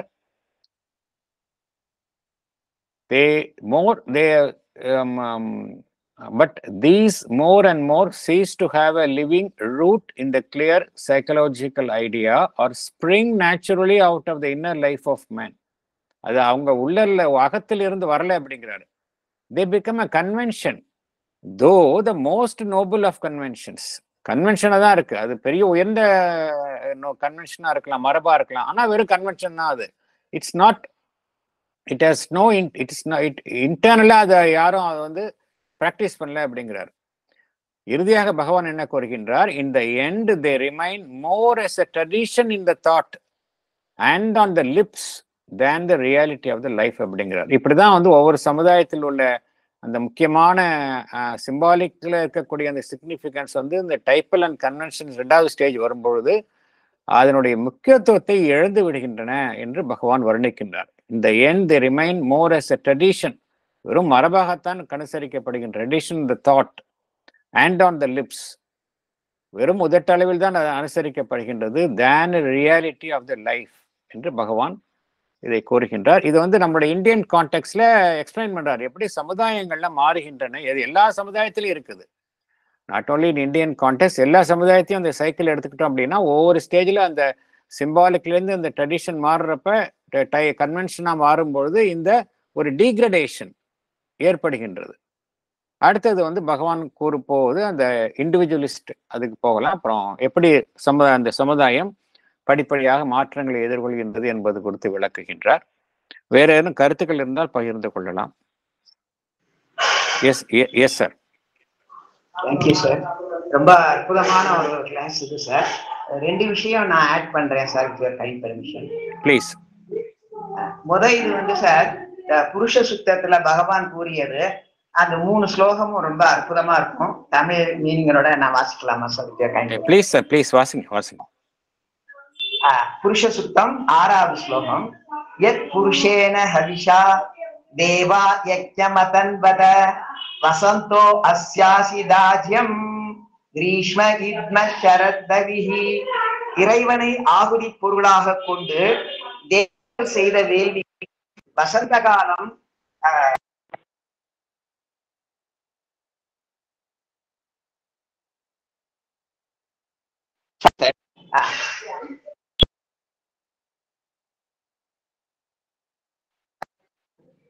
அம்மா hello sir, sorry for the interruption sir. கேக்குறதா? ஹலோ கேக்குது சார், கேக்குது. எஸ். இறைவனை ஆகுதி பொருளாக கொண்டு தேவர்கள் செய்த வேள்விக்கு வசந்த காலம் நெய்யாகவும், கோடைக்காலம் விறகாகவும், சரத்காலம் நைவேத்தியமாகவும் ஆகிற்று. முதற் படைப்பில் படைக்கப்பட்ட தேவர்கள் தாங்கள் வேள்வி செய்வதற்கான பொருட்கள் எதுவும் இல்லையே என்பதை கண்டு கொண்டனர். எனவே இறைவனையே ஆகுதியாக கொண்டு மனத்தளவில் வேள்வி செய்தனர். அதில் இயற்கையின் அம்சங்களான காலம் போன்றவற்றை பயன்படுத்தினார்கள்.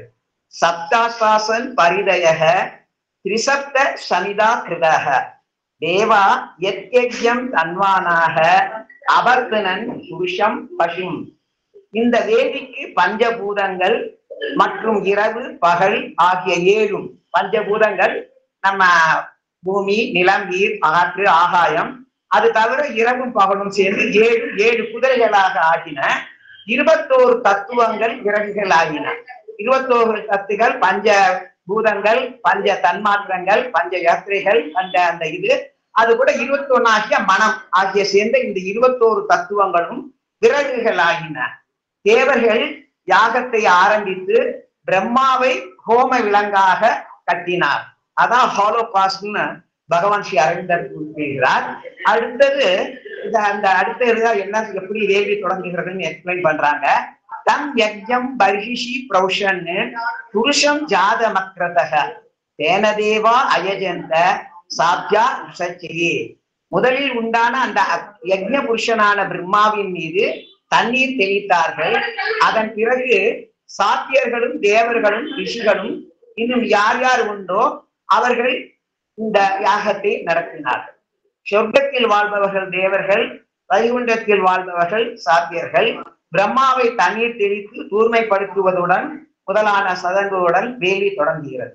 இதுதான் பகவான் ஸ்ரீ அரவிந்தர் நீங்க அருமையா அந்த அன்னையே தன்னையே ஹோலோகாஸ்ட் இந்த வேள்விப்படுகையில் ஹோமத்தையை இட்டுக் கொண்டாங்கிறதுக்கு சமமான சொன்னது சார். இது வந்து ரொம்ப அந்த வேத மந்திரத்துல முக்கியமா புருஷ சுத்தத்துல வருது. அடுத்து இன்னொரு விஷயம் சார், ரொம்ப அற்புதமான விஷயம் இது. பகவான் ஸ்ரீ அரவிந்தர் இந்த சிந்தசிஸ் ஆஃப் யோகால entire chapter 25 soul force and fourfold personality அப்படின்னு சொல்லிட்டு ஆன்ம சக்தியும் 4 விதமான ஆளுமைகளும் அப்படின்னு சொல்லிட்டு மிக அற்புதமாக இந்த வர்ணாசிரம தர்மம்ங்கிறது எப்படிங்கிறத எக்ஸ்பிளைன் பண்ணி ஆரம்பத்திலேயே அவர் சொல்றாரு, the perfecting of the normal mind, heart and prana and body. இந்த 4 ஒவ்வொன்றுக்கும் யார் யாரு அப்படிங்கிறத காமிச்சுட்டு gives us only the perfection of the psychophysical machine we have to use and creates certain right instrumental conditions for a divine life and works lived and done with a purer, greater, clearer power and knowledge சொல்லிட்டு ரொம்ப நீங்க இன்னைக்கு சொன்னதெல்லாம் இந்த synthesis of yoga இந்த 25வது இது the soul force and 4 personalities அப்படிங்கிற படிச்சு முடிச்சோம்னா ரொம்ப அற்புதமா பகவான் ஸ்ரீ அரவிந்தர் வந்து இந்த வர்ணாசிரமத்து தர்மத்தை எக்ஸ்பிளைன் பண்ணாம இது வரைக்கும் யாருமே எக்ஸ்பிளைன் பண்ணல சார். எல்லாமே நீங்க சொன்ன பொறுத்துகளோட ரொம்ப ஒன்று போகுது. Thank you very much sir for allowing me to express my thank you sir, thank you. Swami விவேகானந்தர் கூட ரொம்ப டீட்டெயில்டாக கொடுத்துருக்காரு. அந்த வர்ணாஷ், அந்த சத்துர்வர்ணா, அதுக்கு பின்னாடி உள்ள ஸ்பிரிச்சுவல் சிக்னிஃபிகன்ஸ் என்ன அப்படிங்கிறது எக்ஸ்பிளைன்ட் இன் டீட்டெயில். ரொம்ப பியூட்டிஃபுல்லாக கொடுத்துருக்காரு. அதையும் படித்து பார்க்கலாம், ஆர்வம் உள்ளவர்கள் படிக்கலாம். தேங்க்யூ.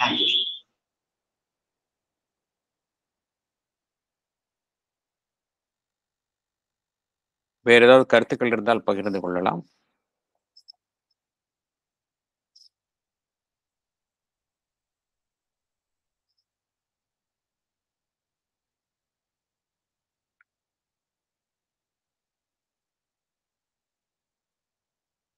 எதுவும் இல்லை அப்படின்னு நம்ம we can close the session.